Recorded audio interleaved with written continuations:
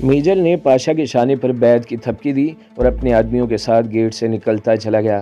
عبداللہ نے اسے ایڑیاں بجا کر سلوٹ دیا تھا۔ شکر اللہ۔ انو نے آنکھیں موند کر اطمینان بھری سانس لی۔ اب ہمیں مزید دیر نہیں کرنا ہوگی۔ پاشا کو ساتھ لے جانا بھی ٹھیک نہیں۔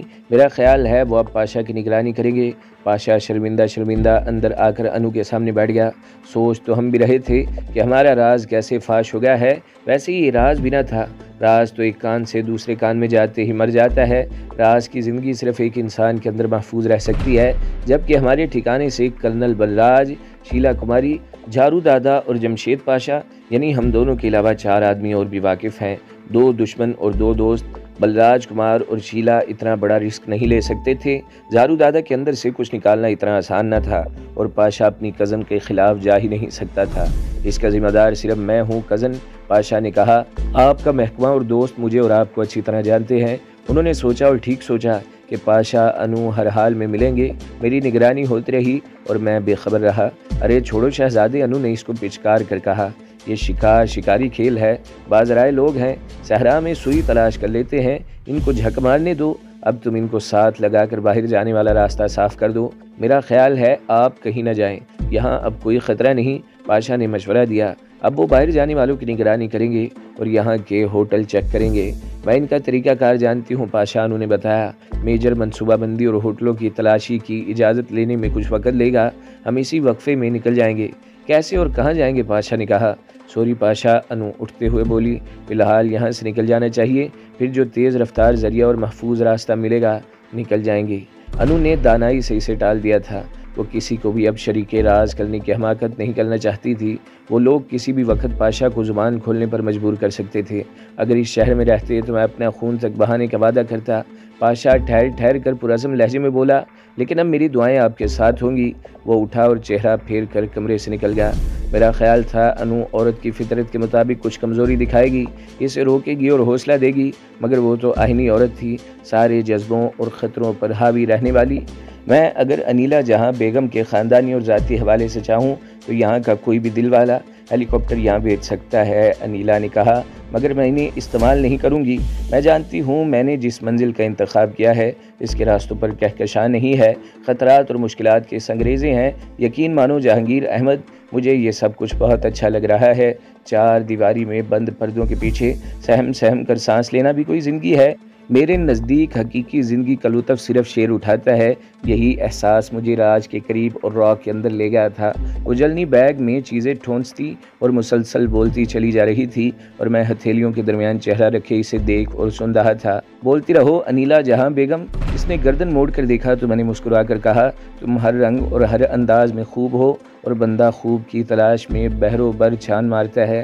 کل تم کہو گے، وہ زپ لگاتے ہوئے بولی، بندے کو خوب سے خوب تر کی تلاش ہے۔ ہاں لیکن ایسا ہو چکا ہے، خوب شیلا تھی اور خوب تر تم ہو، کیا مجھے لاجواب ہو جانا چاہیے؟ وہ ہاتھ جھاڑتے ہوئے بولی، ہو جانے کی بات نہیں، تم بلا شبہ لاجواب ہو۔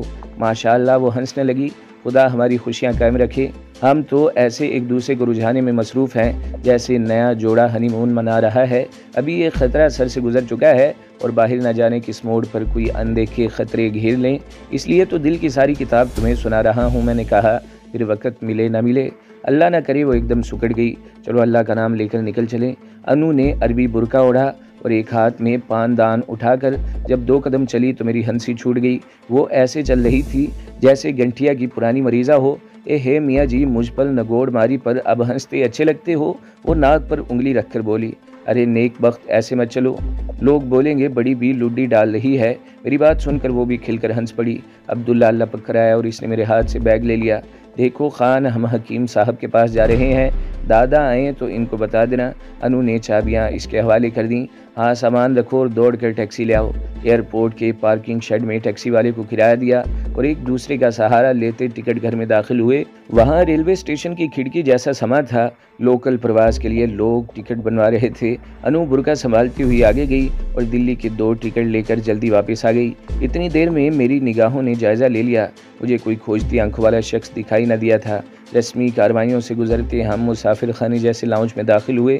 میں نے انو کو سہارا دے رکھا تھا، ہم دونوں نے غالباً بیک نظر اسے دیکھا تھا۔ انو کے ہاتھ کی گرفت غیر ارادی طور پر میرے ہاتھ پر مضبوط ہو گئی تھی۔ ادھر کونے میں تم چل کر بیٹھو، میں نے سرگوشی میں کہا اور انو سے الگ ہو گیا۔ وہ دو سادہ لباس والے تھے، لاؤنج کے نوٹس بورڈ پر ایک پوسٹر چپکا رہے تھے۔ پوسٹر کے درمیان میں انو کی تصویر تھی۔ کچھ لوگ نوٹس بورڈ کے قریب کھڑے پوسٹر پڑھ رہے تھے، میں بھی ان کے درمیان چلا گیا تھا۔ انیلا جہان ایک جرم میں سرکار کو مطلوب ہے، گرفتار کروانے اور اطلاع دینے والے کو سرکار 1 لاکھ انعام دے گی۔ نیچے 4 ٹیلی فون نمبر درج تھے۔ دونوں پوسٹر چپکا کر خاموشی سے لاؤنج سے نکل گئے تھے۔ انو عورتوں کے درمیان جا بیٹھی تھی، اس لیے میں دوسری طرف کاؤچ پر بیٹھ گیا۔ ہر نیا آنے والا مسافر پوسٹر پڑھتا تھا۔ جب جہاز پر سوار ہونے کے لیے مسافر قطار میں بس پر چڑھنے لگے تو میں نے ایئرپورٹ سٹاف کے ساتھ ان دونوں کو دیکھا۔ پرلے درجے کے احمق تھے۔ مجھے تو اس ادارے کا کوئی فرد نہیں پہچانتا تھا۔ ایک شیلا تھی، لیکن انو کو تو بہت سے لوگ جانتے پہچانتے تھے۔ ان کو جان پہچان رکھنے والا شخص بھیجنا چاہیے تھا۔ اگر وہ شناسا تھا تو عقل کے اندر رہے ہوں گے۔ انو ان کے سامنے سے لنگڑاتی ہوئی نکل گئی تھی۔ جہاز کے اندر بھی ہم الگ الگ بیٹھے تھے۔ میرا ہم سفر ایک نوجوان تھا، گورا چٹا، نین نقش بھی اچھے تھے۔ جب کوئی کام ہونا ہوتا ہے تو اس کے اسباب قدرت اتارتی ہے اور ذریعہ کوئی جذبہ یا انسان بن جاتا ہے۔ وہ اپنا نہ تھا، بالکل اجنبی تھا، لیکن اپنوں جیسی خوشبو رکھتا تھا، ورنہ میں عادتاً محتاج شخص ہوں، پہلے مسافر کے لیے ہاتھ بھی نہیں بڑھاتا۔ عزیزم میری وجہ سے کوئی الجھن تو محسوس نہیں کرتے؟ میں نے اسے مخاطب کر لیا۔ نہیں بزرگ محترم، ایسا آپ نے کیوں سوچ لیا؟ وہ کمال شائستگی کے ساتھ بولا۔ کسی بزرگ کا سایہ باعث رحمت ہوتا ہے، والدین کے سعادت مند بیٹے ہو۔ میں نے شفقت سے کہا، ورنہ نئی نسل تو ہمیں مترو کے سڑک سمجھتی ہے، یہ ایسے بچوں کی بدبختی ہے، ورنہ جو راحت بزرگوں کی شفقت اور صحبت میں ملتی ہے وہ بھلا اور کہاں ہو سکتی ہے؟ ہماری طرح مہمان بن کر جا رہے ہو یا اپنے گھر؟ میں نے بات آگے بڑھائی۔ دوست کی شادی پر گیا تھا، اب واپس جا رہا ہوں۔ اس نے کمال سعادت مندی سے پہلو بدل کر جواب دیا۔ کیا آپ مہمان بن کر تشریف لے جا رہے ہیں؟ ہاں چندہ، میں نے جواب دیا۔ ڈاکٹر کہتا ہے کشمیر چلے جاؤ، مگر ان دنوں کشمیر تو جل رہا ہے، خیال ہے ڈلہوزی چلا جاؤں گا۔ تو کیا نصیب دشمنا کچھ صحت خراب ہے؟ خرابی ہی خرابی ہے شہزادے، بڑھاپا اور خرابی ایک ہی ہیں دونوں۔ کیا آپ تنہا؟ نہیں، میرے ادھر بچے ہیں، شاید ایئرپورٹ پر آئے ہوں، ٹیلی گرام دیا تھا، اللہ کرے اطلاع ہو گئی ہو ورنہ۔ نہیں صاحب، ورنہ کی نہ سوچیں۔ وہ بول پڑا، اگر نہ آئے تو ہمارا غریب خانہ قریب ہی ہے، وہاں سے ان کو اطلاع کر دی جائے گی۔ ٹھیک ہے، علامہ اقبال ہمارے ملک میں پیدا نہیں ہوئے، مگر ان کا کلام تو پڑھا ہے۔ ہاں، وہ شخص انسان کی تخلیق کا مقصد درد دل ہی بتا گیا ہے۔ میں نے کہا، سچ بھی یہی ہے عزیز من، اگر انسان کے کام نہ آیا تو درندے کام آئیں گے۔ دہلی ایئرپورٹ تک میں نے نوجوان احمد رضا پر اپنی چرب زبانی سے علمیت کا ایسا جادو کیا تھا کہ اس نے بااصرار اپنا وزٹنگ کارڈ دے کر کھانے کی دعوت دی تھی۔ دراصل میں چوہے کی طرح بل کے 2 راستے رکھنے کا عادی رہا تھا۔ دشمن سے کھیل شروع ہو چکا تھا۔ میرا خیال تھا کہ رو نے اپنی منحرف ایجنٹ انیلا جہاں کی تلاش ملکی سطح پر شروع کر دی تھی۔ دہلی جیسے اہم مرکز پر ان کو خصوصی توجہ دینا چاہیے تھی۔ اس خطرے کو مد نظر رکھ کر میں اور انو الگ الگ ہو گئے تھے۔ ابھی طیارہ فضا میں ہی تھا کہ میں نے دہلی کے جانے پہچانے شہر کو دیکھ کر سیفٹی بیلٹ باندھنا شروع کر دیا۔ پھر لینڈنگ کا رسمی اعلان ہوا اور طیارہ زمین کی جانب گرنے لگا۔ اسی تیزی سے میرا ذہن زمین پر آنے والے لمحات اور وقت کا اندازہ لگانے میں مصروف تھا۔ لوکل فلائٹ تھی، اس لیے بلا روک ٹوک مسافر لاؤنج کے سامنے سے گزرتے باہر جا رہے تھے۔ انو درمیان میں اور میں بالکل آخر میں بیگ کو فرش پر چلاتا جا رہا تھا۔ مان مسافروں میں بھگدڑ مچ گئی۔ اس وقت باتھ روم مجھ سے 2 قدم کے فاصلے پر تھا۔ میں نے بھگدڑ کی وجہ بھی دیکھ لی۔ اچانک ایک شکاری کتے نے انو پر چھلانگ لگائی تھی اور انو نے کتے کو ہاتھوں پر لے کر مسافروں پر اچھال دیا تھا۔ پھر کیا ہوا میں دیکھنے سے پہلے باتھ روم میں بند ہو چکا تھا۔ کتا مجھے نہیں پہچان سکتا تھا، لیکن میجر دلیپ کی دی ہوئی اطلاع انو کے حوالے سے مجھے پہچان سکتی تھی۔ ان لوگوں نے یقیناً جھارو دادا یا جمشید پر مزید محنت کر کے ہمارے بارے میں تازہ ترین معلومات حاصل کر لی ہوں گی۔ 1 منٹ میں نے چہرے کو میک اپ سے صاف کر لیا، پھر آئینے میں چہرے کا جائزہ لیا۔ وگ اترنے سے اپنے کالے بال سلجھائے، شیو بڑھ گئی تھی، لیکن جوان چہرہ صاف دکھائی دے رہا تھا۔ ان کو تو بوڑھے عبد القدوس کی تلاش ہونی چاہیے تھی۔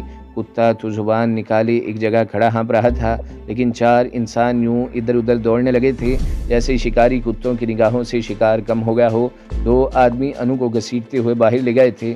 میں نے بیگ ایک طرف پھینک دیا تھا کیونکہ بیگ میں انو کا استعمال شدہ لباس پڑا تھا۔ کتا اس کی بو پہچان سکتا تھا۔ میں حیران لوگوں کے ساتھ چلتا جوں ہی برآمدے سے نکلا، قطار میں رینگنے والی ٹیکسیوں میں سے ایک ٹیکسی سامنے آن رکی۔ میں بڑے اطمینان سے دروازہ کھول کر بیٹھ گیا۔ ڈرائیور نے گیئر بدلتے ہوئے میری جانب دیکھا۔ اشوکا، میں نے بتایا۔ वैसे मैं ऐसे होटल में क़याम करना पसंद करता हूँ जिसके साथ मस्जिद हो, माफ़ करना शायद तुम। ऐसी कोई बात नहीं सर, अल्हम्दुलिल्लाह मैं भी मुसलमान हूँ। आपको ताज महल लिए चलता हूँ, वहाँ मस्जिद है और पाँचों नमाज़ें बाजमात होती हैं। खुशी हुई एक दीनी भाई से मिलकर। मैंने आगे झुककर कहा, भाई अभी इधर एक हंगामा हुआ था, जानते हो कुछ? सुना है सर, खुफिया वालों ने एक जासूस लड़की पकड़ी है। ये गलत है मेरे दोस्त। मैंने गहरी सांस ली। वो लड़की एक मुअज़्ज़ज़ कश्मीरी ख़ानदान से ताल्लुक़ रखती है, यूनिवर्सिटी की तालबा है। इसे कश्मीर जाने से रोकना चाहते हैं। उस दिल अपना जुर्म अब कश्मीरियों से भी छुपाने लगे हैं। तो वो जासूसा नहीं है सर? नहीं भाई, मैंने जवाब दिया। जहाज़ में ही इसने अपनी गिरफ्तारी का खदशा ज़ाहिर किया था। मैं इसी यूनिवर्सिटी में मुलाजिम हूँ। काश ये मेरा शहर होता और मैं इस मज़लूम लड़की की मदद कर सकता। कैसे सर? वो थोड़ा चेहरा मोड़ कर बोला, अब इसकी कौन मदद कर सकता है? एक मुसलमान मर्द के नाते वो हमारी दीनी बहन है। मैं तुम्हारे सियासी ख्यालात नहीं जानता, लेकिन इतना यकीन रखता हूँ कि मुसलमान का कोई सियासी मसलक नहीं होता। सारे मुसलमान एक खुदा, एक रसूल और एक कुरान के हवाले से एक होते हैं। काले गोरे, इंडियन पाकिस्तानी सब भाई भाई हैं। वो जो अफ़गानिस्तान में अब बेमकसद जंग लड़ रहे हैं, वो जो बोस्निया में अपनी शनाख्त की हिफाजत कर रहे हैं, और जो कश्मीर में गासिबों के ख़िलाफ़ उठ खड़े हुए हैं, असल में एक ही मकसद के लिए जद्दोजहद कर रहे हैं। कुफर हमें मिटाना चाहता है। मैंने इतनी लंबी बात कही। जी सर, मुसलमानों पर हर जगह जुल्म हो रहा है, यहाँ भी हम सुख सुकून से नहीं रहते हैं सर। छोड़ो यार, ये बताओ तुम इस लड़की के लिए मेरी थोड़ी सी मदद कर सकते हो? मैं एक टैक्सी ड्राइवर, भला क्या मदद कर सकता हूँ? एक मुसलमान बहन की मदद करना चाहो तो इतना तो कर सकते हो कि इनका ताक़ुब करो और देखो इसे कहाँ ले जाते हैं। हाँ सर, ये तो कोई मुश्किल काम नहीं। फिर जाओ दोस्त। मैंने इसके शाने पर थपकी दी। ये रख लो। इस कार खैर में हकीर सा नजराना। इसने नोट उठाए ना जुबान से इनकार किया, मगर टैक्सी साइड में रोक दी थी इसने और पूछने लगा कि इतला कहाँ दूंगा, वक़्त और कोई टेलीफोन नंबर बता दो। मैंने कहा तो इसने डैशबोर्ड के खाने से छोटा सा कार्ड निकाल कर दे दिया। कार्ड की पेशानी पर अंग्रेज़ी उर्दू में तहरीर था, बुलाने पर हर वक्त हाजिर, अब्दुल करीम टैक्सी ड्राइवर। नीचे एक कोने पर टेलीफोन नंबर और दूसरे नंबर पर इसका एड्रेस था। मैं 2 बजे दिन और 8 बजे रात खाने के लिए घर जाता हूँ, इसने बताया। अब्दुल करीम भाई, वो लोग कौन हैं तुम जानते हो, लिहाजा बड़ी होशियारी की ज़रूरत होगी। बेफिक्र रहिएगा सर, मैं जासूसी के सारे तरीके जानता हूँ। मैं उतरा तो इसने टैक्सी मोड़ ली। जॉर्नी बैग में करेंसी नोटों से भरा हुआ पर्स भी था, जो मैंने निकाल कर अपनी जेब में रख लिया था। अनु ने मुस्तकबिल की ज़रूरियात के लिए माँ से लड़कर बैंक से रकम निकलवाई थी, वही रकम अब मेरे पास थी। मैंने दूसरी टैक्सी पकड़ी और शहर की जानिब रवाना हो गया। टैक्सी ड्राइवर को भेजकर फौरी तौर पर कुछ करने की पोजीशन में न था। ड्राइवर की कामयाबी के इम्कानात भी ज़्यादा रोशन न थे। मैंने अंधेरे में तीर चलाया था। दहली शहर की गली गली से मैं वाकिफ़ था। मैं इस बाज़ार और इस दुकानदार से भी वाकिफ़ था, जहाँ से हर किस्म का असलहा ख़रीदा जा सकता था। बूढ़ा पारसी मुआवजे पर मतलूबा असला डेरे पर भी पहुँचा देता था। जब मैं कॉलेज में था तो हम कश्मीरी लड़कों ने कश्मीर में बरसरे पैकार एक तंजीम को असला डोनेट करने के लिए इसी पारसी से सौदा किया था और इसने असला कश्मीर पहुँचा दिया था। मैंने एक माउज़र और 3 दस्ती बम ख़रीदे। जब बूढ़ा दस्ती बम पैक कर रहा था तो इसकी मुलाजिम लड़की मेरे सरापे का बगौर जायज़ा ले रही थी। फिर वो वहाँ से हट गई। मुझे इसका खोजता अंदाज़ खटक रहा था। जब वो दूसरे कमरे में चली गई तो मेरी छठी हिस्सेदार हो गई। बाथरूम सर, मैंने बूढ़े से पूछा तो इसने एक तरफ इशारा किया। मैं अलमारियों की आड़ में दबे कदमों खिड़की के करीब जा खड़ा हो गया था। यह सर, धारीदार कोट और चेक की पैंट। मैं खिड़की पर हथेलियां टेक कर अंदर जा गिरा। मुझे देखकर रिसीवर इसने फ़ौरन रख दिया। बोलो कौन है यार तुम्हारा? मैंने सफाक आवाज़ में कहा। तुम्हें मालूम होना चाहिए इधर कौन लोग आते हैं। मैं अपने घर। Shut up. मैंने इसकी कलाई पकड़ ली और घसीटता हुआ बाहर ले गया। ये बिज़नेस तुमने कब से शुरू किया है मिस्टर शोबरास? क्या बात है, क्या हुआ? उस आदमी ने पूछा। इससे पूछो ये किसको मेरा हुलिया बता रही थी। यानी तुम अपने ग्राहकों की मुखबरी भी करते हो? आईसी। वो आगे बढ़ा और लड़की के मुंह पर उल्टा हाथ मारकर माजरत खाना लहजे में बोला, आप फ़ौरन निकल चलें इधर पिछले दरवाजे से। इसने बैग उठाया और मुझे लेकर पिछले दरवाजे तक गया। वो जो कोई भी है उधर देखेगा, तुम इधर से निकल जाओ। मैंने सड़क पर इधर उधर देखा और फिर सड़क पार करके दूसरी मार्केट में दाखिल हो गया और वहाँ से टैक्सी लेकर ग्रीनवुड होटल की जानिब चल पड़ा। मुझे बाहर तौर 8-9 बजे तक अब्दुल करीम का इंतज़ार करना था। अहमद रज़ा से मुलाकात का इन्हिसार अब्दुल करीम की मालूमात पर था। कोई काम न हो और परेशानी लहजा ब लहजा बढ़ रही हो تو نیند سے بہتر کوئی دوا نہیں ہوتی۔ پریشان خیالی میں نیند کا لانا گویا جوئے شیر لانا ہوتا ہے۔ پھر بھی یکسوئی کے عمل پر بندہ قدرت رکھتا ہے تو نیند کو مہربان آغوش وا کرنے میں کوئی تعامل نہیں ہوتا۔ ایک کمانڈو کی تربیت میں فارغ لمحات نیند کو دینے کی بڑی اہمیت ہوتی ہے۔ میں جب بیدار ہوا تو ٹھیک 8 کا وقت ہو رہا تھا۔ میں نے سروس روم کو کھانے کا آرڈر دیا اور باتھ روم میں چلا گیا۔ کہا جاتا ہے کہ بھولی بصری باتیں نماز اور غسل کے دوران یاد آتی ہیں۔ باتھ روم میں شیطان میرے ساتھ گیا تھا اور مجھے ورگلانے لگا تھا کہ سرے لا لوگوں سے ملاقاتیں ہوتی رہتی ہیں، سفر کے دوران بھی لوگ ملتے اور بچھڑتے ہیں، پھر تم نے کیوں انیلا جہاں کی ذمہ داری اپنی جان پر لے رکھی ہے؟ وہ کون تم کہاں کے مسافر، چلو بھول جاؤ اسے۔ مسلمان ہو کر اس نے ایک ہندو سے شادی کر لی تھی، اب اگر اللہ کی طرف سے اسے سزا مل رہی ہے تو بندہ کر بھی کہہ سکتا ہے؟ نہیں، وہ سرے راہ ملنے والی کوئی شے نہیں، نہ اتفاقیہ ایک ڈبے میں سفر کرنے والی ہم سفر ہے۔ میں نے اپنے شیطانی مشورے کو جواب دیا، وہ میری محسنہ ہے، اس نے ایک زندگی اور ایک مسلمان کی جان بچائی ہے، وہ میری خاطر اپنی سروس، اپنا مستقبل اور اپنی ماں کو چھوڑ آئی ہے۔ کیا احسان فراموشی مجھے سکون سے جینے دے گی؟ شاید شیطان کوئی تعویل پیش کرتا، مجھے خطروں سے ڈراتا اور بھاگ جانے پر مجبور کرتا کہ دروازے پر دستک ہوئی۔